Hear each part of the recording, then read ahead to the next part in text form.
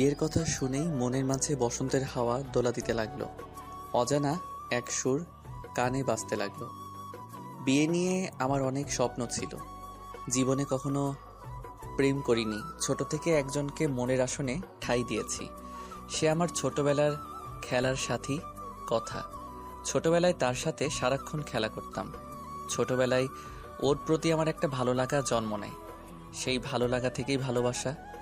ছোটবেলা তার সাথে বউ জামাই খেলতাম। খেলার সময় ওই সব সময় আমার বউ হতো। একদিন তানিয়া আর আমি বউ জামাই খেলার সময় তানিয়ার সাথে ঝগড়া করে চড় মেরে চলে আসি। মেয়েটা 3 দিন এই জন্য কথা বলে নাই। তাই তখন থেকেই তাকে বউ ভাবতে শুরু করেছিলাম। ও, আপনাদের তো আমার পরিচয়টাই দেওয়া হয়নি। আমি জিসান আহমেদ রাজ, সবাই রাজ বলেই ডাকে। যাই হোক, ছোটবেলা বাবা মা দুজনকেই হারিয়ে মামার বাসায় বড় হয়েছি। সেখান থেকে লেখাপড়া করে একটা মাল্টিন্যাশনাল কোম্পানিতে চাকরি পাই। মামার কোনো ছেলে ছিল না বলে মামাতো বোন কথার সাথে আমার বিয়ে দিয়ে জীবনের শেষ দিনগুলি আমাদের একসাথে দেখে যেতে চান। কথা আবার লন্ডন থেকে ইঞ্জিনিয়ারিং করে ফিরেছে। যাই হোক, অবশেষে বিয়েটা হয়েই গেল। আমি এখন বেলকনিতে দাঁড়িয়ে আছি। রাত প্রায় 12টা। বন্ধু বান্ধব সকলে মিলে ধাক্কা দিয়ে বাসর ঘরে ঢুকিয়ে দিল।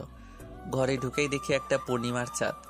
যে চাঁদটাকে প্রতিদিন মনের আকাশে দেখতাম, সেই চাঁদটাকে দেখছি বাসর ঘরে আলো বিলাচ্ছে।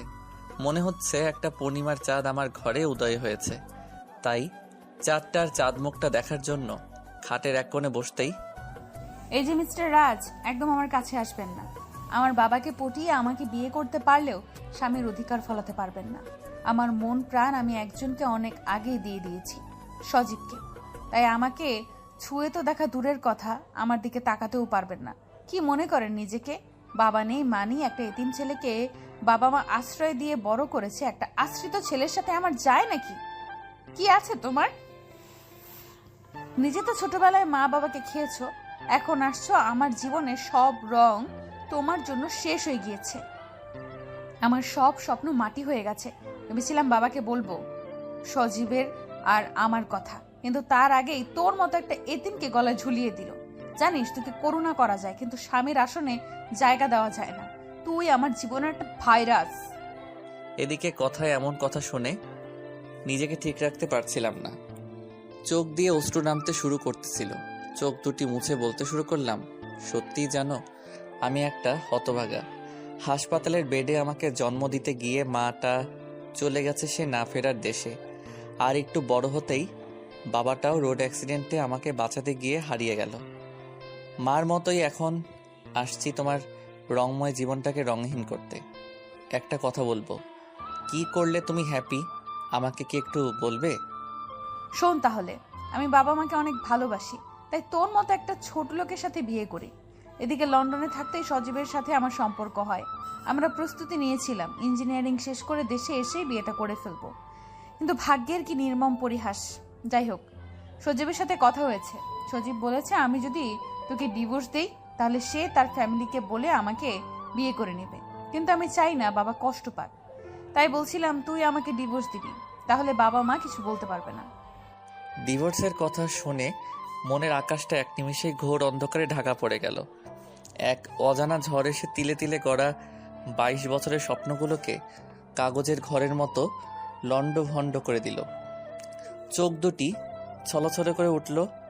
শুনেছি বাসরাত নাকি প্রত্যেকটি নারী পুরুষের জীবনে শ্রেষ্ঠ রাত, আর আমার জীবনে সবচেয়ে বেদনার রাত। ছোটবেলায় মা বাবাকে হারিয়েছি। ছোট থেকেই মনের আসনে একজনকে ভালোবেসেছি, সেও আজ এমন করলো। সত্যি বলতে মনে হয় সুখ নামক সোনার হরিণটি মনে হয় আমার জন্য কখনো তৈরি হয়নি। কিরে, কথা বলছিস না কেন? ডিভোর্স দিবি কিনা বল। আমার তো নিজেকে কি যে করতে মন চাচ্ছে, নিজেকে শেষ করে দিতে মন চাচ্ছে। তোর মতো একটা এতিম ছেলের সাথে এক ছাদের নিচে। ছি! শুনেন, এসব কথা আজকে না বলি। আজকে তো বাসর রাত, প্রত্যেক নারীর জীবনে শ্রেষ্ঠ রাত। কি বললি? বাসর রাত আবার তোর সাথে? তুই কেমন করে ভাবলি তোর মতো একটা এতিমের সাথে বাসর রাত করব? একটা কথা শুনে রাখ, অন্য কোনো ছেলের সাথে ডেটে যাওয়া যায়, তাও তোর মতো ছেলের সাথে না। শালার ছোট লোক কোথাকার। কথার এমন কথা শুনে মাথাটা নিচু করে বললাম, আচ্ছা, আপনি ঘুমান। যত তাড়াতাড়ি পারি আপনাকে মুক্ত করে দিব। আসবো না আর কখনো স্বামিত্ব ফলাতে। তবে একটা অনুরোধ, যে কয়টা দিন ডিভোর্সটা না হচ্ছে সেই কয়েকটা দিন মামা মামির মামা মামির মুখের দিকে চেয়ে হলেও স্বামী স্ত্রীর অভিনয়টা করে যাবেন। শেষ অনুরোধ। আচ্ছা ঠিক আছে, আমিও চাই এটা। তবে যদি উল্টাপাল্টা কিছু করতে চাস রাতে, তাহলে কি যে করব নিজেও জানি না। আপনার চিন্তা করতে হবে না। মেয়েদের ভালোবাসতে না পারলেও সম্মানটা করতে পারি। যদি ভালোবাসতেই পারতাম তাহলে কারো মনে এতটুকু হলেও জায়গা পেতাম। হইছে, তোদের মতো গরিবের মুখে ভালোবাসার কথা শোভা পায় না। একজনের ভালোবাসার মানুষের কাছ থেকে অন্যজনকে ছিনিয়ে এনে বালিশ আর চাদর নিচে ফ্লোরে ঘুমাবি। তোদের মতো এতিমের জন্য এইটুকুই অনেক। এই বলে বিছানা থেকে একটা চাদর আর বালিশ ছুঁড়ে দিল। এদিকে রাতে শুয়ে শুয়ে ভাবছি, যাকে নিয়ে পৃথিবীটা সাজালাম, হৃদয়ের আকাশে দেবীর আসনে ঠাঁই দিলাম, আর আজ তার মনের আকাশে অন্যজনের বসবাস। হ্যাঁ, কথা ঠিকই বলেছে। আমার কি আছে, ছোট থেকে বড় হয়েছি তার বাবা মার করুণায়। একটা এতিম অনাথকে বিয়ে করবে, তাও আবার কথা লন্ডন থেকে ইঞ্জিনিয়ারিং শেষ করে এসেছে। সেসব ভাবতে ভাবতে মনে স্থির করে নিলাম, যত তাড়াতাড়ি পারি তাকে মুক্ত করে দিয়ে হারিয়ে যাব দূর অজানায়। ওই ছোট লোক, তোর কিভাবে সাহস হলো দরজায় নক করার? হঠাৎ দরজায় নক করার শব্দে চোখ মেলে দেখি সকাল হয়ে গেছে। এই অবস্থায় যদি দরজা খুলি তাহলে সবাই কি ভাববে, তাই খাটে এক সাইডে বালিশ আর চাদরটা রেখে জানালার পর্দাটা সরাতেই সকালের মিষ্টি আলো এসে পড়ল ঘরের ভেতর। সকালের মিষ্টি আলোয় কথায় মায়াবী মুখটা মায়ায় ছলছল করে উঠেছে। মনে হচ্ছে আমার ঘরে সূর্যকন্যার উদয় হয়েছে। মনে হচ্ছে শিশির ফোঁটা হয়ে আলতো করে ছোঁয়া দেয়। ঘুমালে একটা মানুষকে এত সুন্দর লাগে, কথাকে না দেখলে কখনো বুঝতামই না। মনে হচ্ছে চুপিসারে তাকে এক পশলা বৃষ্টির ফোঁটা হয়ে ভিজিয়ে দেই। পলকহীনভাবে তাকিয়ে আছি কথার দিকে। ওই ছোট লোক, তোর কিভাবে সাহস হলো আমার মাথার কাছে বসার? এমন ভাবে চেয়ে আছিস কেন? মনে হচ্ছে জীবনে কোনো মেয়ে দেখোস নাই। আল্লাহ জানে ঘুমের ঘোরে কি না কি করছিস। আমার জান যদি জানতে পারে। শোনেন মিস, কথা এতিম হতে পারি কিন্তু মেয়েদের সম্মান করতে জানি। আপনি যা ভাবছেন তার কোনোটাই হয়নি। হইছে, আর ন্যাকা সাজতে হবে না। আল্লাহ জানে কেন যে ঘুমাইছিলাম, আমার সব শেষ। প্লিজ বিশ্বাস করেন, আমি সকালে জানালার পর্দাটা খুলতেই সকালের গোধূলি আলো আপনার মুখে পড়ে। খুব সুন্দর লাগছিল। মনে হচ্ছিল আকাশের মায়াপরীটা ভুল করে মাটিতে নেমে এসেছে। তাই আপনার দিকে একটু চেয়েছিলাম অবাক নয়নে। শোন, আমাকে তোর বউ ভাবলে তোর ভুল হবে, বুঝলি? আমি সজীবকে ছাড়া অন্য কাউকে ভালোবাসতে পারবো না এবং স্বামী হিসাবেও মানতে পারবো না। আচ্ছা বাদ দেন। শুনেন, আমাদের দুজনের জন্য আমি চাই না মামা মামি কষ্ট পাক। তাই বলছিলাম বউয়ের অভিনয়টা একটু কষ্ট হলেও কইরেন। আমিও চাই বাবা মা যেন কষ্ট না পায়। শোন তাহলে, যত তাড়াতাড়ি পারিস ডিভোর্স দিবি আমায়। তোর মতো ছেলের সাথে এক ছাদের নিচে থাকা কোনো দিনই সম্ভব নয়। এদিকে সকালে রুম থেকে বের হতেই পাশের বাসায় ভাবি বলল, কি বাসুরাতে বিড়াল কেমন মারলে? মনে হচ্ছে বেচারা সারা রাত ঘুমাতে পারে নাই। এইদিকে পিছন দিকে তাকাতেই দেখি কথাও হাজির। মেয়েটা রাগী লোক নিয়ে তাকিয়ে আছে। মনে মনে বললাম, এইরকম বাসরাত যেন কোনো পুরুষের জীবনে না আসে। কি দেবর সাহেব, কি হলো? লজ্জা পেলে নাকি? কি যে বলো ভাবি, আমার অফিস আছে। এই বলে ফ্রেশ হতে চলে গেলাম। ফ্রেশ হয়ে শ্বশুর শাশুড়ি মানে মামা মামি আর কথা সবাই একসাথে ব্রেকফাস্ট করলাম। ব্রেকফাস্ট শেষ করে অফিসে রওনা দিলাম। স্যার আপনাকে যেতে বলেছে তার ডেস্কে। এদিকে অফিসের কিছু ফাইল রেডি করে স্যারের কাছে যেতে একটা শক খেলাম।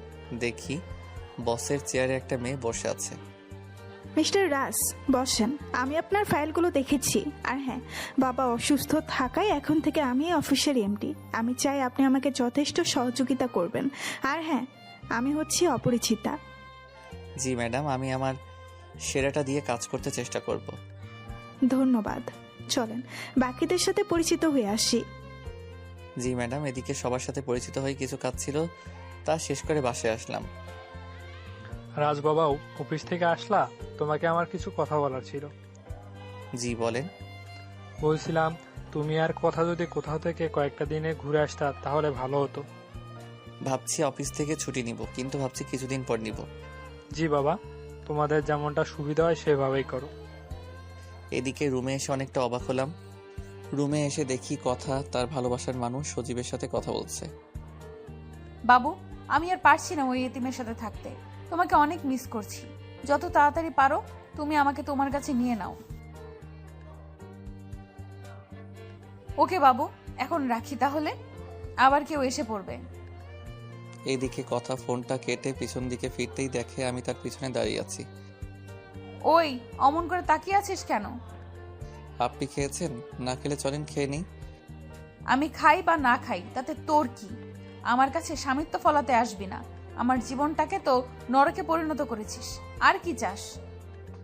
কি করবো বলেন? এতিম তো সবাইকে কষ্ট দেয়। আপনার সুন্দর জীবনটাও নরকে পরিণত করেছি, ক্ষমা করে দিয়েন। হইছে, আর ন্যাকা শাস্তে হবে না। তোদের মতো আশ্রিতকে চেনা আছে, নীতি নীতি কথা বলতে শিখেছিস। যত তাড়াতাড়ি পারিস ডিভোর্স দে আমায়, বুঝলি? এদিকে চোখটা মুছে রাতের খাবারটাকে শুয়ে পড়লাম। সকালে ঘুম থেকে উঠে ফ্রেশ হয়ে ব্রেকফাস্ট করে অফিসে চলে গেলাম। অফিসে গিয়ে দেখি ম্যাডামের সাথে একটা বাচ্চাটা ম্যাডামের হাত ধরে আছে। হঠাৎ আমাকে দেখে মেয়েটা দৌড়ে এসে বলতে লাগলো, তুমি এমন কেন? জানো না অফিসে টাই পরে আসতে হয়? তোমাকে কে চাকরি দিয়েছে? হুম হুম। হঠাৎ দেখি ম্যাডাম আমার দিকে অবাক নয়নে চেয়ে রয়েছে। তাই তো, তুমি তো ঠিকই বলেছ, আমার ভুল হয়ে গেছে। এরপর থেকে টাই পরে আসবো। আচ্ছা মামুনি, তোমার নাম কি? ছি, তোমার বাবা মা তোমাকে ছোটদের সাথে কিভাবে কথা বলতে হয় জানাইনি? না মামুনি, ছোটবেলা তো মা বাবাকে হারিয়েছি, তাই শিখতে পারিনি। আচ্ছা বলো তো মামুনি, ছোটদের সাথে কি রকম ব্যবহার করতে হয়, আমাকে একটু শেখাবে? সরি, আমি জানি না যে তোমার বাবা মানে। শোনো তাহলে, ছোটদের সাথে আপনি করে কথা বলে লাগে। আর আমার নাম হচ্ছে কারিমাতুল জান্নাত রাইসা। মা রাইসা বলেই ডাকে। আচ্ছা, এরপর থেকে আপনি করেই ডাকবো। রাইসা মামুনি, এই তো আমি নাক ধরে প্রমিস করলাম। নাক ধরে আবার প্রমিস করে নাকি? মা মা দেখছো আঙ্কেল কেমন? আচ্ছা, তোমায় ক্ষমা করলাম। সরি মিস্টার রাজ, ওর কথাই কিছু মনে করবেন না। আমি অফিস করতে আসলে বাসায় একা থাকে তো, তাই জেদ ধরেছিল, নিয়ে আসলাম। তবে একটা জিনিস খুবই ভালো লাগলো, মেয়েটা আমার এই প্রথম কারোর সাথে কথা বললো। এছাড়া রাইসা কারোর সাথেই কথা বলে না। আচ্ছা ম্যাডাম, রাইসার বাবা কি করে? এদিকে ম্যাডামকে রাইসার বাবার কথা বলতেই ম্যাডামের মুখটা আষাঢ়ের আকাশের মতো কালো অন্ধকারে মুহূর্তের মাঝেই যেন ঢাকা পড়ে গেল। তাই আবারও বললাম, আমি কি আপনাকে কষ্ট দিয়ে ফেললাম? না মিস্টার রাজ, শোনেন, অন্য একদিন রাইসার বাবার কথা বলবো। কেমন জানি লাগছে, আপনি আপনার ডেস্কে যান। জি ম্যাডাম, আমি আসি বলে ডেস্কে এসে পড়লাম। ডেস্কে বসে বসে অফিসের একটা প্রাইভেট ফান্ডের কাজ করছিলাম। হঠাৎ পিছন থেকে দেখি কি জানি চিল্লানি দিছে। পিছন দিকে তাকাতেই দেখি রাইসা মুখ ধরে হাসতেছে। মেয়েটাকে হাসলে অনেক কিউট লাগে, মনে হয় স্বপ্নপরী তার আকাশের জ্যোৎস্না বিলাচ্ছে। হ্যাঁ, অনেক ভয় পেয়েছি। হাজার হলেও রাইসা মামুনি ভয় দেখিয়েছে। জানো, আমার না পানি পিপাসা লেগেছে। আচ্ছা, সত্যি কি তুমি ভয় পেয়েছো? হ্যাঁ, সত্যি খুব ভয় লাগছে। আচ্ছা, এই যে বোতল, পানি খাও কেমন? মা মা দেখো, আঙ্কেলটা সত্যি সত্যি অনেক ভালো। এদিকে রাইসার ডাকে ম্যাডাম আমার ডেস্কে এসে হাসতেছে। মামা চল, আঙ্কেলকে আমাদের বাসায় নিয়ে যাই। আচ্ছা মা, অন্যদিন কেমন? আর মা, তোমার মেডিসিন নেওয়ার সময় হয়ে গেছে, চলো মা। এদিকে রাইসা টাটা দিয়ে চলে গেল আর আমি হাতের কাজটা শেষ করে বাসায় রওনা দিলাম। বাসায় এসে দরজাটা খুলতে একটা শক খেলাম। দরজাটা খুলতেই দেখি শাওয়ার নিয়ে এসে রুমে শুধু একটা টাওয়েল পরে চুলগুলো আঁচড়াচ্ছে। এদিকে রুমের দরজাটা খুলতেই চোখ দুটি বন্ধ করে ফেললাম। এদিকে করে এক চিৎকার করে উঠল। আল্লাহ গো, আমার সব শেষ। এই ছোট লোকের বাচ্চা, তোর কিভাবে সাহস হয় রুমে নক না করে প্রবেশ করার? এখন আমার জান সজীবকে কি বলবো? ওই তো কি সব দেখে নিয়েছিস? আপনি যা ভাবছেন তার কিছুই হয়নি। আমি ইচ্ছা করে রুমে আসিনি। এদিকে কথা নিজের দিকে তাকিয়ে আবারও এক চিল্লানি। আল্লাহ গো, আমার সব শেষ। এই বলে ওয়াশরুমে চলে গেল। কিছুক্ষণ পরে ওয়াশরুম থেকে বের হতেই দেখি একটা গোধূলির আলো, মনে হচ্ছে রংধনুর 7 রঙা রং নিয়ে অন্ধকার জীবনকে আলোকিত করতে আসতেছে। এদিকে আমি পলকহীনভাবে মায়াবতী রাজকন্যার দিকে চেয়ে আছি। ঠাস ঠাস থাপ্পড়টা মেরে বলতে শুরু করলো, ওই, তোর কি এখনো দেখার শখ মেটেনি? তখন তো সব দেখে নিয়েছিস। শোন, আমাকে তোর বউ মনে করলে বা অধিকার ফলাতে চেষ্টা করলে ভুল করবি। তোর মতো এতিমকে করুণা করা যায়, কখনো স্বামীর আসনে বসানো যায় না। আজ 2টা চট দিলাম, এরপর যদি কখনো আমার রুমে নক না করে আসিস তাহলে আমার চেয়ে খারাপ আর কেউ হবে না। এদিকে মাথাটা নিচু করে সব শুনছিলাম। চোখ দিয়ে মনে হয় আষাঢ়ের শ্রাবণ ও ঝর্ণা ধারা নামবে। তাই চোখটা মুছে মাথাটা তুলে বলতে লাগলাম, হ্যাঁ আমরা এতিম। এই জন্য নিজের বউয়ের দিকেও তাকানো যাবে না। ও সরি, একটা এতিম করুণার পাত্র তো কখনোই আপনার স্বামী হতে পারে না। পারলে এতিমটাকে ক্ষমা করে দিবেন। মনে থাকে যেন। এরপর যদি এমন কিছু করতে দেখি তাহলে পায়ের স্যান্ডেলটা হাতে উঠবে। Mind it. এদিকে কথায় এমন কথা শুনে বারান্দায় এসে বসে আছি। আজকের আকাশটাও কেমন জানি মনে হয় রোদের সাথে আড়ি করে কালো মেঘে ঢাকা পড়ে গেছে। ঠিক আমার জীবনটা কোনো এক অদৃশ্য অশুভ ছায়া অমাবস্যার অন্ধকারে ঢাকা পড়ে গেছে। এগুলো ভাবতে ভাবতে চোখের কোণে বেদনাসিক্ত অশ্রুকণা এসে ভিড় করলো। এদিকে দেখি রাত হয়ে গেছে, তাই গিয়ে রুমের দরজাটা নক করলাম, কিন্তু কোনো রেসপন্স নাই। তাই আবার নক করতে ভেতর থেকে শোনা যাচ্ছে, সজীব বাবু, আমি আর পারছি না ওই অনাথের সাথে একই ছাদের নিচে থাকতে। প্লিজ বাবু সোনা, তুমি যত তাড়াতাড়ি পারো আমাকে তোমার করে নাও গো, তা না হলে আমি যে সন্ধ্যা প্রদীপ হয়ে যাব। না জানো, তুমি কোনো চিন্তা করো না, ছোট লোকের কাছ থেকে যত তাড়াতাড়ি পারো ডিভোর্স নিয়ে নাও। ও মা, বাবু, আমার বাবুটি কত ভালো।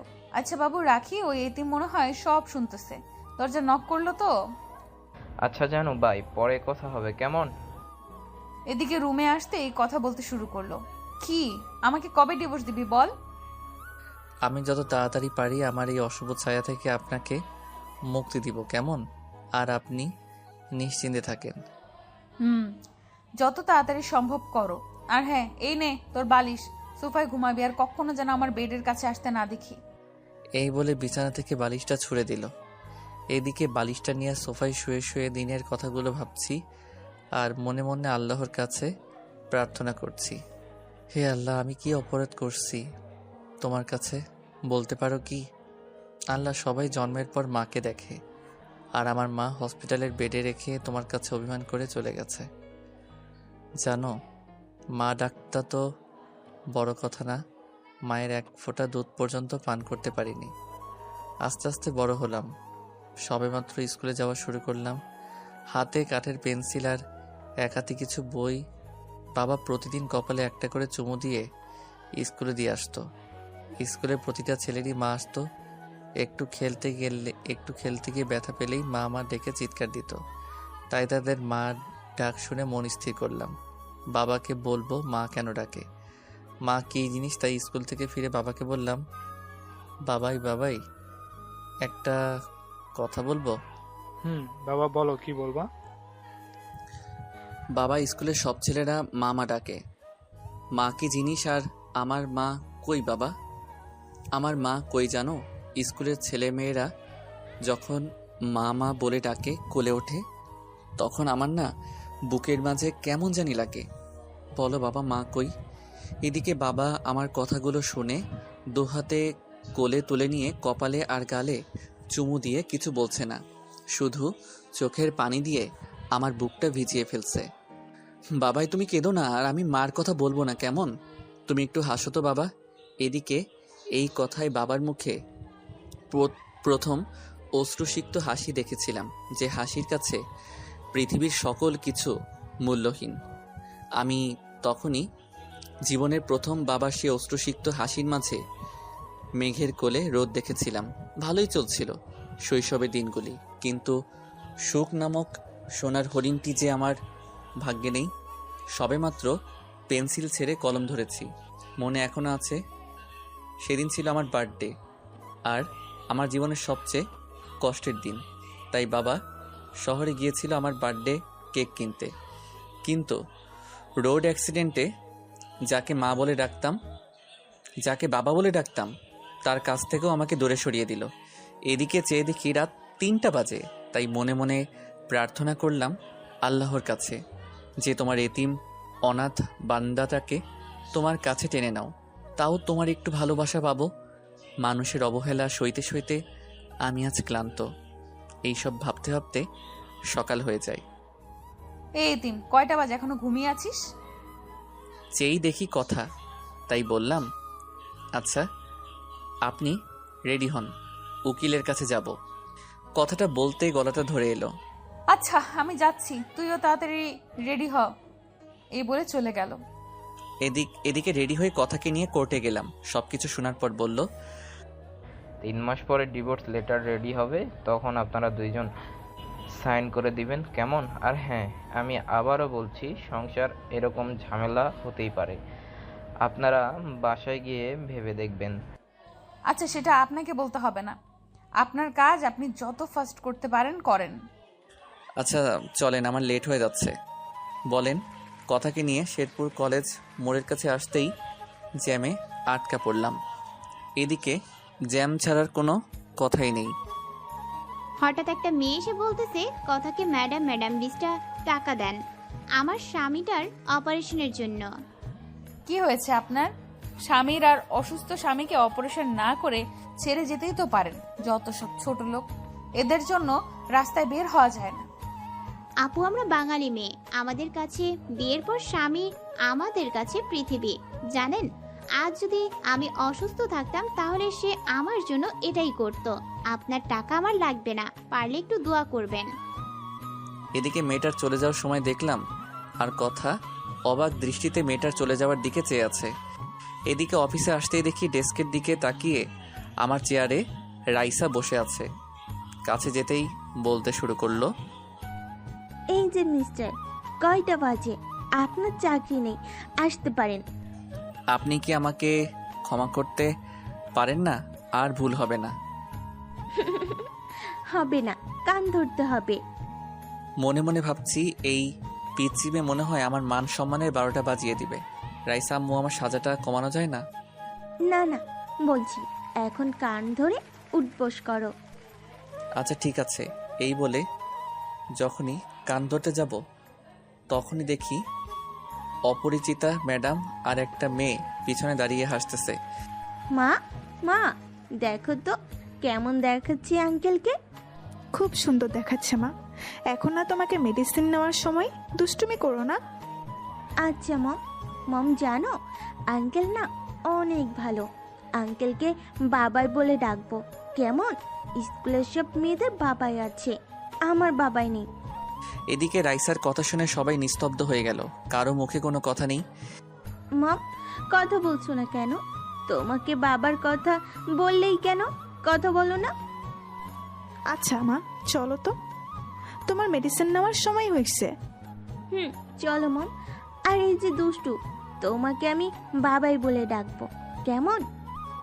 এদিকে রাইসার কথার কি উত্তর দিব, পৃথিবীর সমস্ত ভাষা যেন হারিয়ে গেছে।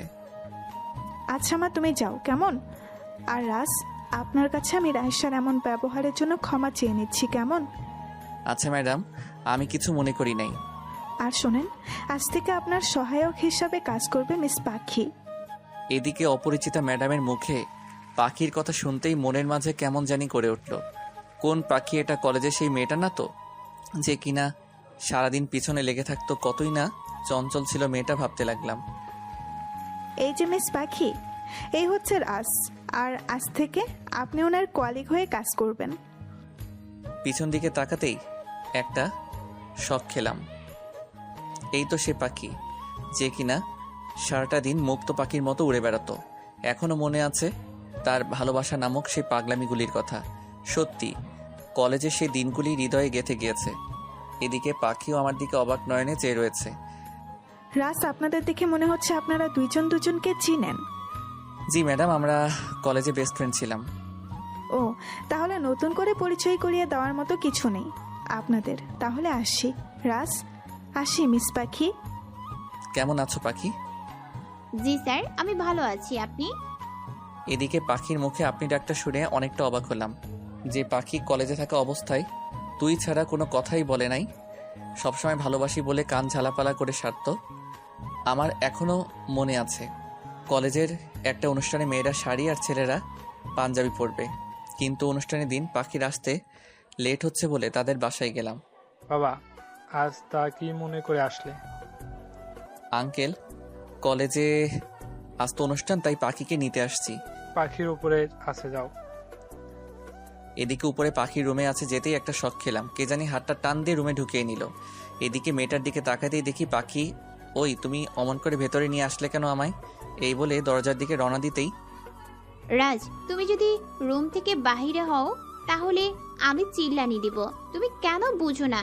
কলেজে কত বুঝিয়েছি ইশারায়, এই বলে এসে জড়িয়ে ধরলো। হঠাৎ দেখি মেয়েটা ছোট বাচ্চার মতো আঁকড়ে ধরে আছে, মনে হচ্ছে আমি হারিয়ে যাব। এদিকে ওকে ছাড়িয়ে বললাম, কেন বুঝছো না? তুমি আমার বেস্ট একটা ফ্রেন্ড, এছাড়া অন্য কিছুই ভাবি নাই। কি মনে করো? একটা সম্পর্কের সম্মানবোধ আছে। আমি কিছু বুঝতে চাই না, আমি শুধু জানি আমি তোমাকে ভালোবাসি। তুমি কি পাগল? আমার দ্বারা তোমাকে ভালোবাসা কোনো দিনই পসিবল না। রাজ দেখো, আমি শাড়ি পরতে পারছি না, প্লিজ পরিয়ে দাও, না হলে আমি চিল্লানি দিব। এদিকে পাখির কথা শুনে মনে মনে বলছে, আল্লাহ দড়ি ফেলা, বাইয়া বাইয়া ওইটা পরি কি করব। কি পরিয়ে দিবা না? তুমি আমার ফ্রেন্ড, কি বলো এসব? প্লিজ পাখি, বোঝার চেষ্টা করো। তুমি পরিয়ে দিবে না গো, নাকি চিল্লানি দিব? আ আ এদিকে মনে মনে ভাবছি, এই মেয়ে চিল্লানি দিলে মান সম্মান সব চাঁদে উঠে যাবে, তাই চিল্লানি দিতেই মুখটা ধরে ফেললাম। আস্তে আস্তে পাখির কাছে গিয়ে শাড়ি পরিয়ে দিচ্ছি, আর মনে মনে ভাবছি, এমন বন্ধু যেন কোনো ছেলের কপালে না জোটে। এদিকে শাড়ি পরিয়ে দেওয়ার সাথে সাথে মেয়েটা আবার জড়িয়ে ধরে বলতে লাগলো, রাজ একটু জায়গা দাও তোমার বুকে।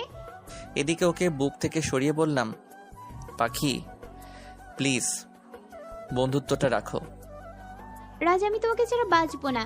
কেন বুঝো না আমার পাগলামিগুলো?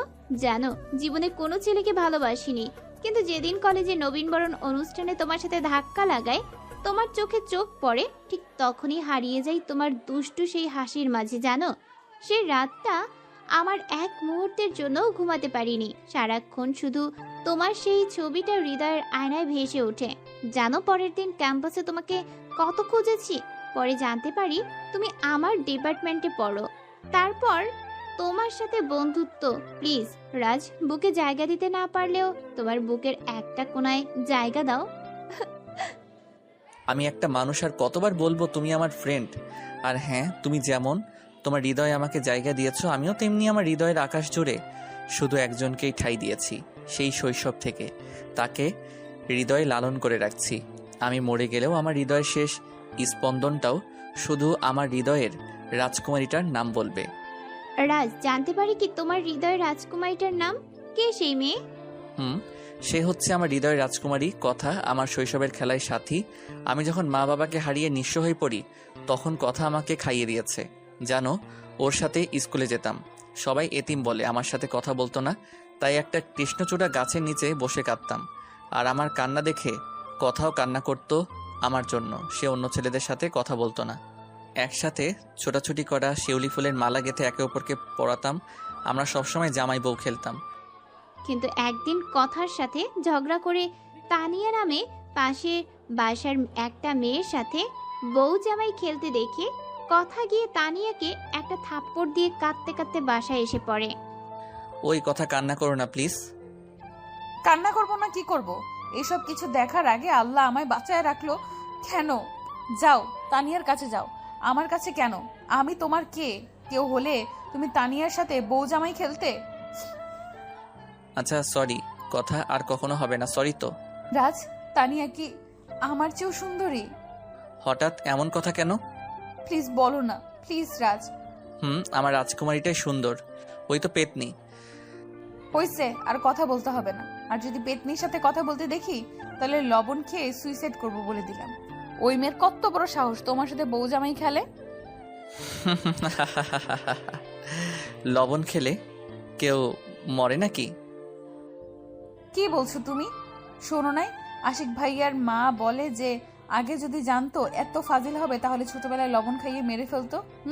তাই বললাম, এরপর ওই পেতনির সাথে পেতনির দিকে যদি তাকাও তাহলে আমি সত্যি সত্যি লবণ খাবো। ওই রাস, তোদের ঝগড়া মিটমাট হয়েছে? হলে খেতে আয়। আসতেছি মা, তুমি খাবার রেডি করো, দিয়ে যাও। এদিকে মামি খাবার দিয়ে গেল। খাবারের প্লেটটা হাতে নিয়ে কথা আমাকে খাইয়ে দেওয়ার জন্য মুখের কাছে খাবার নিতে চোখ দিয়ে অশ্রুর ফোয়ারা নামতে শুরু করলো। ওই কাঁদো কেন তুমি? আমার মতো এতিম ছেলেকে কেক খাইয়ে দেওয়ার কি আছে? ওই পাগল, চুপ করবা? আর একবার এতিম বললে কান্না করব কিন্তু। এবার হা করো, সারাদিন তো কিছুই খাওনি, আমি মনে হয় কিছুই জানি না। তুমিও তো খাওনি। আচ্ছা হা করো, খাইয়ে দিচ্ছি। এইভাবে দুজন দুজনকে খাইয়ে দিলাম। রাজ, একটা কথা বলবো, রাগ করবে না তো? বলো। রাজ, প্রভা আপু অন্তু ভাইয়াকে বলে ভালোবাসে। রাজ, ভালোবাসা কি? আমিও জানি না কথা ভালোবাসা কি, তবে মনে হয় এটা ভালো কিছু হবে। তখন আমরা দুজন ক্লাস 3-তে পড়ি। আচ্ছা ম্যাডামকে বলবো কেমন? আচ্ছা, তুমি আমাকে অনেক কষ্ট দিছো, আমাকে একটা পাপ্পি দাও, নইলে আড়ি। ওই ছি, তুমি পচা, আমার বুঝি লজ্জা করে না? হইছে, আমার লজ্জাওয়ালা বরটা তানিয়ার সাথে বউজামাই খেলতে লজ্জা কই রাখছিলা? তানিয়া বলল তো ঠিকই দিতা। এই বলে কাঁদতে লাগলো। আচ্ছা আমি দিচ্ছি, প্লিজ কেঁদো না, চোখ বন্ধ করো, নইলে আমার লজ্জা লাগে। ওকে, চোখ বন্ধ করলাম। এদিকে কথার কপালে আলতো করে পাপ্পি এঁকে দিলা। ভালোই কাটতেছিল দিনগুলো। স্কুল ফাঁকি দিয়ে নদীর পাড়ে ঘুরতে যাওয়া, নীল দিঘির পাশ থেকে কদম ফুল পেড়ে কথাকে দেওয়া, সবই স্বপ্নের মতো চলতেছিল। কিন্তু যখনই ক্লাস 5-এ উঠলাম তখনই জীবনে নেমে আসলো ভয়ানক এক দুঃস্বপ্ন। সাজানো স্বপ্নগুলো যেন হারিয়ে যেতে চাইছে। কথাকে তার মামা নিতে আসছে বিদেশ থেকে লেখাপড়া করানোর জন্য। এদিকে কথা যেতে যাচ্ছে না, কিন্তু মামা আর মামি বলল, মা, কথা চিরদিনের জন্য তো যাবে না, লেখাপড়া শেষ হলেই এসে পড়বে। এদিকে কথা আজ সন্ধ্যায় চলে যাবে, তাই সকালে উঠে না খেয়ে পুকুর পাড়ের সেই কদমফুল গাছটার নিচে বসে আছি। হঠাৎ কে জানি পাশে বসে আছে মনে হলো, তাই ঘুরে তাকাতেই দেখি কথা। এখানে আসছো কেন? কেন এমন করে না খেয়ে পুকুর পাড়ে বসে আছো? না এমনি ভালো লাগছে না তো, তাই বসে আছি। প্রকৃতি দেখছি। দেখো কথা কদম ফুলের কি সুগন্ধ বের হইছে। সত্যি রাজ, মিস করবো এসব। আচ্ছা রাজ, আমি চলে গেলে আমায় ভুলে যাবে না তো? এই তুমি কাঁদছো কেন? কথা একদম কান্না করবে না। কি করব বলো, তোমাকে ছেড়ে যেতে খুব কষ্ট হচ্ছে। ভাবছি কান্না করব না, কিন্তু কেন জানি কান্নাটা চলে এসেছে। কথা একটা এতিম ছেলের জন্য কেন কান্না করো? আর একবার এতিম ছেলে বললে সত্যি আমি মরে যাব। রাজ প্লিজ এমন বলো না। আচ্ছা আর মরার কথা বলবো না, কেমন? আচ্ছা রাজ, আমি চলে গেলে একদম কান্না করবে না, বলো আমায় কখনো ভুলে যাবে না? না না, কখনোই ভুলবো না, তোমায় প্রমিস। রাজ, একটা কথা বলবো? বলো। রাজ, আমার মাথা ছুঁয়ে প্রমিস করো কখনো কোনো মেয়েকে ভালোবাসবে না।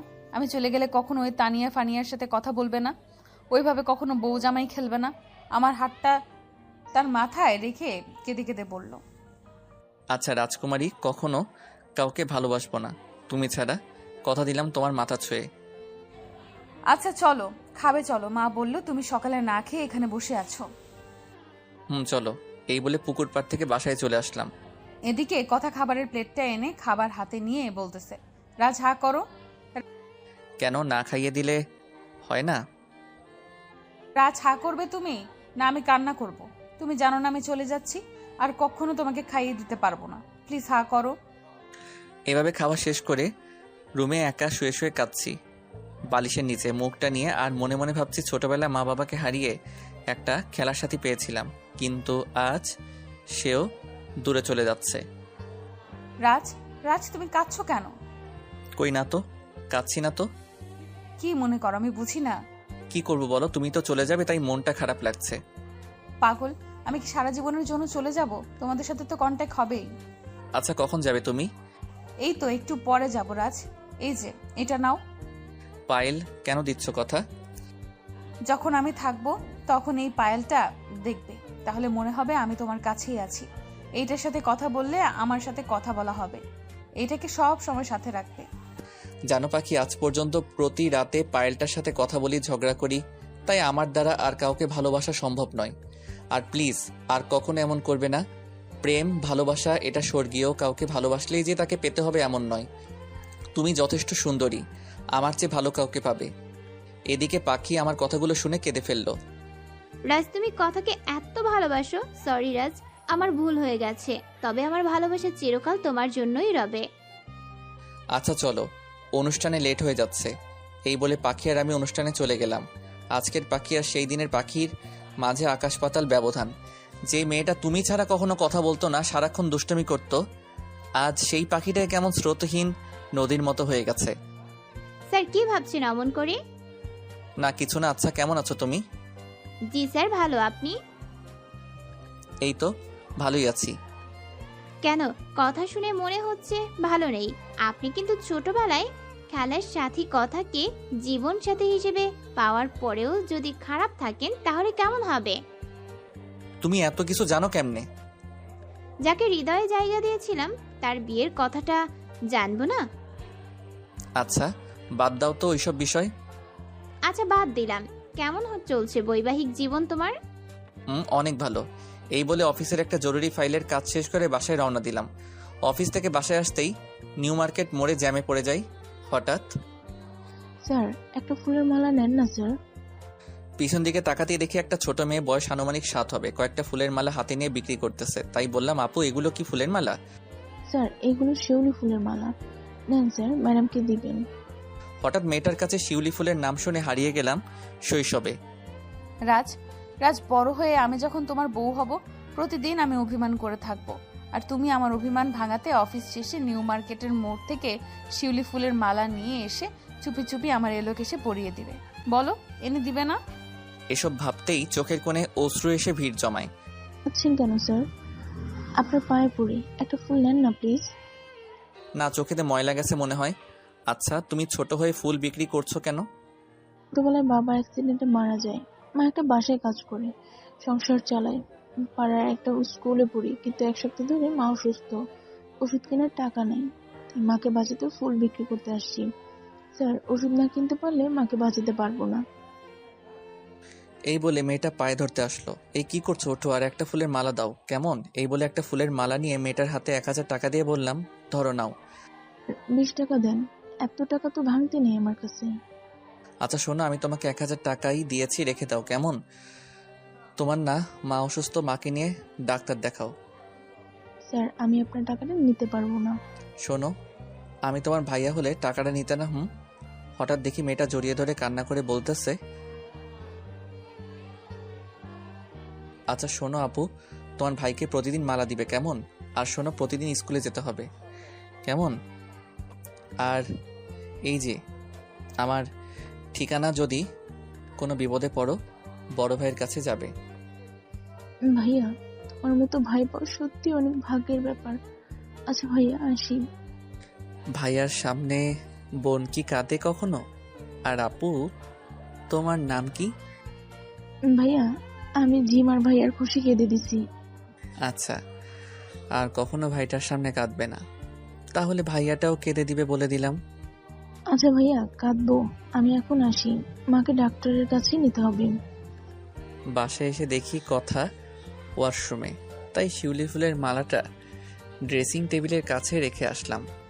ওই ছোট লোকের বাচ্চা, তুই কি ভাবিস তুই ফুল নিয়ে আসলেই আমি তোর প্রেমে পড়ে যাব? কতবার বলবো আমি সজীবকে ভালোবাসি? সরি, আমি জানতাম না ফুলটা নিয়ে আসলে আপনি এমন করবেন। শোন, আর ন্যাকামি করবি না। এই বলে ফুলটা পায়ের নিচে ফেলে নষ্ট করে ফেললো। এদিকে কথার এমন ব্যবহার দেখে নিজেকে আর ঠিক রাখতে পারলাম না, তাই বারান্দার দিকে রওনা দিলাম। তুই শোন, কখনো মনে করবি না ফুল বা অন্য কিছু এনে আমাকে ইনভলভ করবি। মনে রাখিস, তোদের মতো এতিমকে করুণা করা যায়, খড় বাঁধা যায় না। রাতে শুয়ে শুয়ে ভাবছি যে কথার কাছে নিজেকে এতিম বললে কান্না করত, আজ সেই কথাই এতিম ছাড়া সম্বোধন করে না। ডায়েরিতে এইসব লিখে রেখে ডায়েরির মাঝখান থেকে পায়েলটা বের করে পায়েলটা হাতে নিয়ে বলছি, তুমি না বলেছিলে সেই শৈশবে যে পায়েলটার সাথে কথা বললে মনে করবে আমার সাথে কথা বলবে, কিন্তু আজ তোমার দেয়া পায়েলটাকে নিয়েই বেঁচে আছি। আর তুমি আমার আকাশের চাঁদ হয়ে অন্যের হৃদয় আকাশে জ্যোৎস্না বিলাচ্ছ। কি অপরাধ ছিল? তুমি না বলেছিলে আমি কখনো নিজেকে এতিম মনে করব না, কিন্তু আজ তুমি এতিম বলে সম্বোধন করে বলো না কেন? ও সরি, এটা তো পায়েল, তুমি না। চোখ থেকে অশ্রুকণা গড়িয়ে পড়ব এইসব ভাবতে ভাবতে ঘুমিয়ে গেলাম। সকালে ঘুম থেকে উঠতে দেখি ফোনটা কাঁপছে। ফোনটা হাতে নিতেই দেখি অপরিচিত নাম্বার থেকে ফোন। তাই ফোনটা রিসিভ করতেই ফোনের ওপাশ থেকে একটা মেইলি কণ্ঠস্বর ভেসে উঠল। হ্যালো রাস, জি, কে বলছেন? আমি অপরিচিতা। তোমায় বিরক্ত করার জন্য আগেই ক্ষমা চেয়ে নিচ্ছি। না ম্যাডাম, বিরক্ত কেন হব? হঠাৎ ফোন করলেন কেন? কোনো সমস্যা? শোনো রাস, মেয়েটা সকাল সকাল জেদ ধরেছে তোমার সাথে কথা বলবে। কি করব বলো? তাই তোমাকে বিরক্ত করলাম। হ্যালো বাবাই, তুমি আমি ভুলে গেছো? কাল অফিস থেকে যাওয়ার সময় আমাকে বলে যাওনি? এইদিকে রাইসার মুখে বাবাই ডাকটা শুনে কেমন জানি লাগতেছে। মনে মনে ভাবছি কি বলবো, তাই চুপ করে আছি। বাবাই, তুমি তো খুব দুষ্টু। তুমি মহারানীর সাথে কথা বলছো না, জানো না আমার সাথে কথা না বলে তোমার চাকরি থাকবে না। ও মামনি, সরি, আর এমন হবে না। তুমি কি করছো এখন? বসে আছি। আর শোনো, যে কারণে ফোন দাও, অফিসে আসার সময় আমার জন্য আইসক্রিম আনবে। বাবাই, এখন রাখি, হোমওয়ার্ক করব। ফোনটা রাখতেই চেয়ে দেখি পিছনে কথা, তাই ফোনটা রেখে ফ্রেশ হতে চলে গেলাম। রুমে আসতেই অবাক হয়ে গেলাম, দেখি কথা কাপড় পরতেছে, তাই চোখ দুটি হাত দিয়ে বন্ধ করে ফেললাম। এদিকে চোখটা বন্ধ করতে না করতেই এক করে মনে হলো আকাশ থেকে বিদ্যুৎ চমকালো। ওই ছোট লোকের বাচ্চা বলেই ঠাস করে থাপ্পড় দিয়ে বলতে লাগলো, তোকে কতবার বলেছি রুমে আসলে নক করে আসবি, এর আগে সব দেখেছিস, আবার এখনো না? আমার সব শেষ আল্লাহ, এই লুচ্চা আমার সব দেখে নিয়েছে। আপনি ভুল ভাবছেন, যা মনে করছেন তার কিছুই দেখেনি।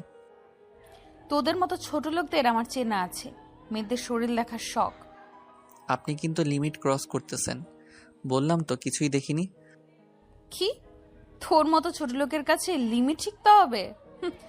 না, আর না, তোর সাথে একই ছাদের নিচে থাকা কোনোভাবেই পসিবল না। তুই আমাকে ডিভোর্স দে, আমি বাবাকে খবর দিচ্ছি, সামনের মাসে আমার জীবন সজীব আসবে। আচ্ছা, আপনি যা বলছেন তাই হবে, তবে প্লিজ মামাকে ডিভোর্সের আগে কিছু বলবেন না। আচ্ছা, তবে আজ থেকে আমার রুমে থাকবি না, পাশের রুমে থাকবি। তোর মতো ছোট লোককে বিশ্বাস নাই। মনে মনে ভাবছি আল্লাহর কাছে কি এমন অপরাধ করছি যার জন্য বিয়ের রাতেও স্বামীর অধিকার থেকে বঞ্চিত থাকতে হয়। কি কথা বলছো না কেন? আচ্ছা থাকবো, কেমন? এখন আসি তাহলে। এই বলে চোখটা মুছে পিছন দিকে তাকাতেই দেখি পাখি দরজায়। পাখি, তুমি কখন আসলে? আর আমার বাসা কিভাবে চিনলে? না, আমি তোমার বাসাটা আগে থেকেই চিনি, আর তোমার পাশে যে বাসাটা আছে ওটা আমি কিনে নিয়েছি, তাই অফিস যাচ্ছি, তোমাকে সাথে নিয়েই যাই। আচ্ছা চলো তাহলে। চলো। আচ্ছা রাজ, একটা কথা বলবো। বলো, কি বলবে এমন? যাকে নিজের জীবনের চেয়ে বেশি ভালোবাসলে, আজ সেই মেয়েটা তোমাকে এতিম বলে ডিভোর্স চাচ্ছে। পাখি, আমি জানি না তুমি কি দেখছো না কি শুনছো, তবে যাই দেখে বা শুনে থাকো না কেন তা কাউকে প্লিজ বলো না। তাই বলে আচ্ছা ঠিক আছে, কেউ জানবে না। এদিকে অফিসে আসতে দেখি রাইসা চেয়ারে বসে আছে। বাবাই বাবাই, তুমি লেট করে আসলে কেন? আর আমার আইসক্রিম কই? না নিয়ে আসলে তোমার সাথে কথা নেই। মহারানী ভিক্টোরিয়া, এই যে নাও তোমার আইসক্রিম।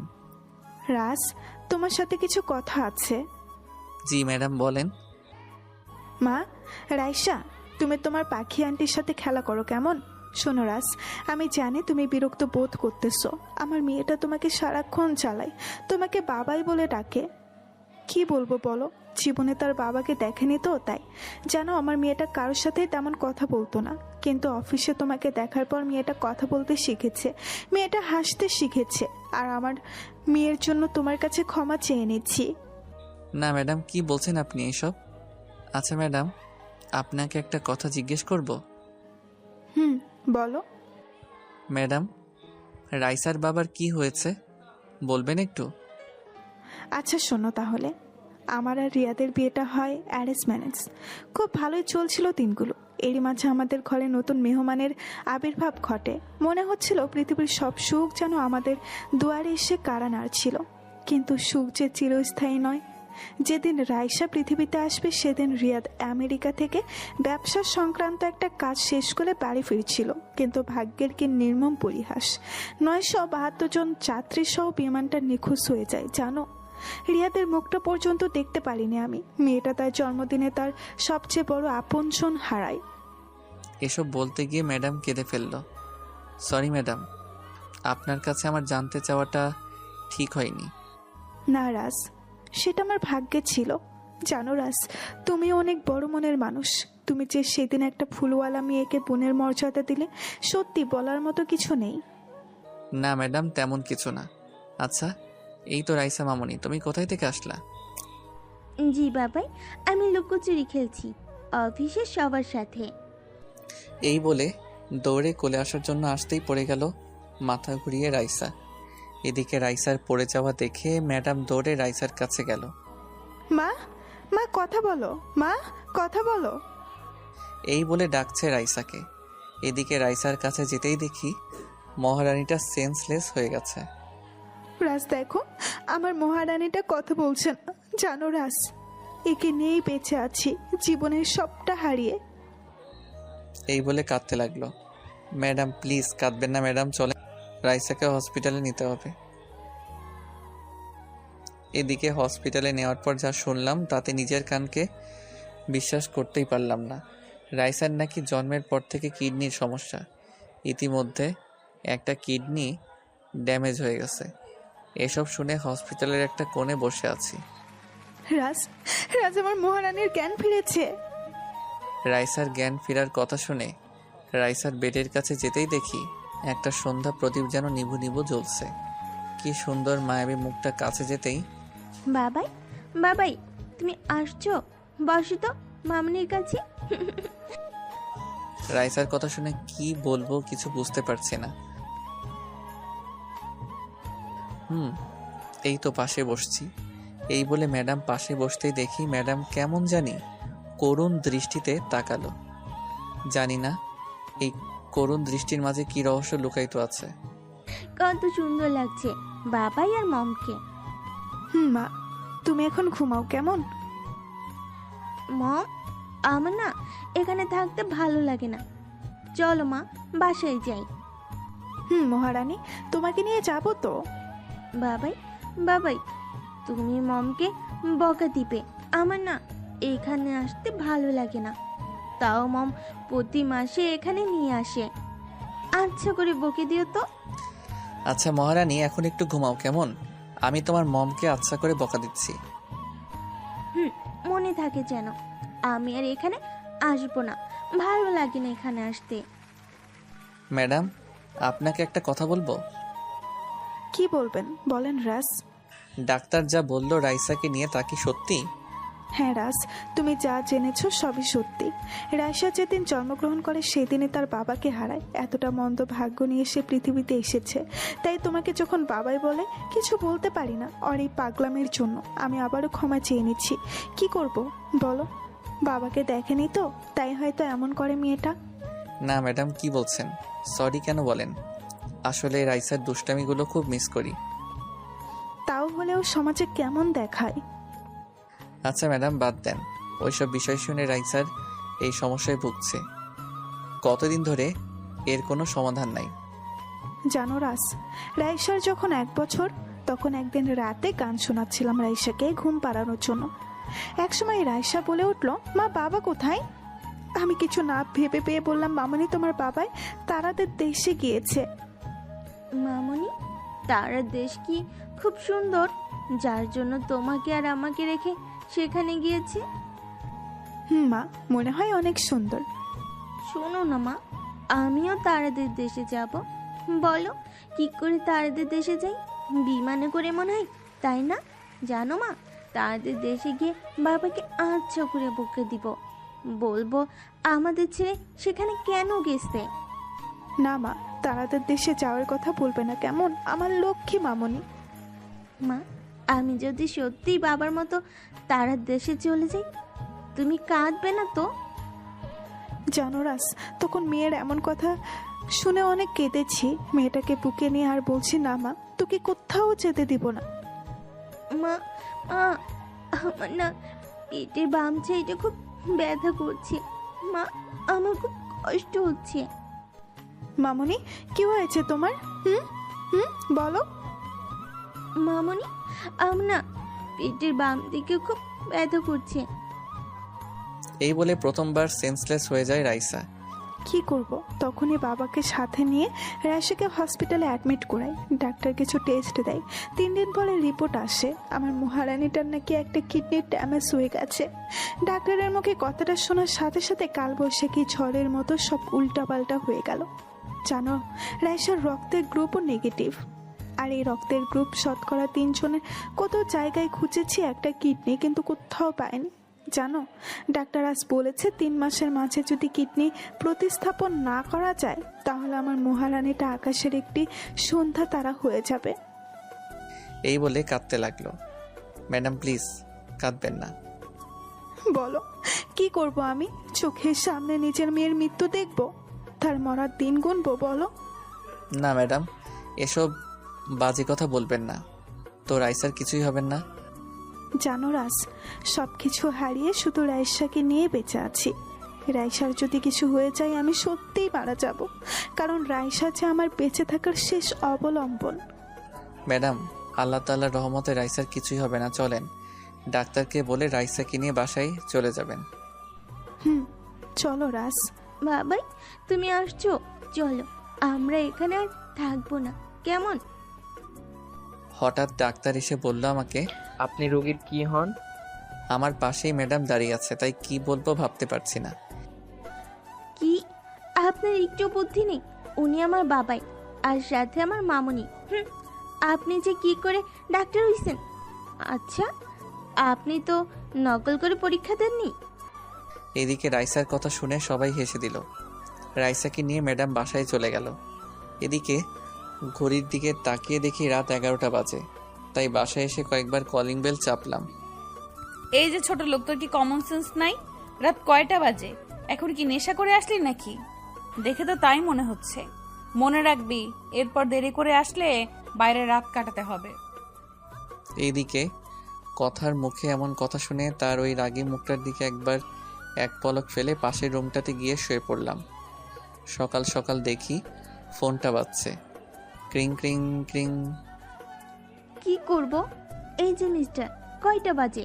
ফোন ধরতে এত লেট কেন? ঘুমানো হচ্ছে বুঝি? ও মহারানী, তুমি ফোন দিয়েছো? আমি তোমার কথাই ভাবছিলাম। এই যে মিস্টার, ওয়েট, তোমাকে না বলছি আমাকে আপনি করে বলতে?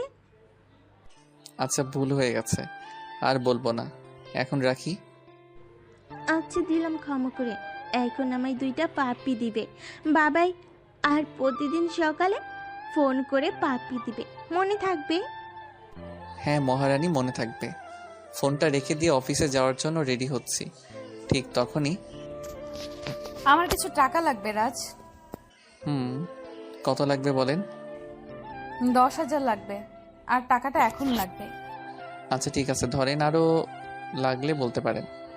নিচের টাকার গরম দেখাচ্ছ? না, আপনি যা ভাবছেন তা নয়। শোনো, টাকাটা আমি কেন নিচ্ছি জানতে চাইলে না? না জানার প্রয়োজন মনে করিনি। শোনো তাহলে, সামনের মাসের 1 তারিখে সজীব আসবে, তাই তার জন্য কেনাকাটা করব। তুমি চিন্তা করো না, সজীব আসলে সব দিয়ে দেব। আচ্ছা, আপনার যা ইচ্ছা।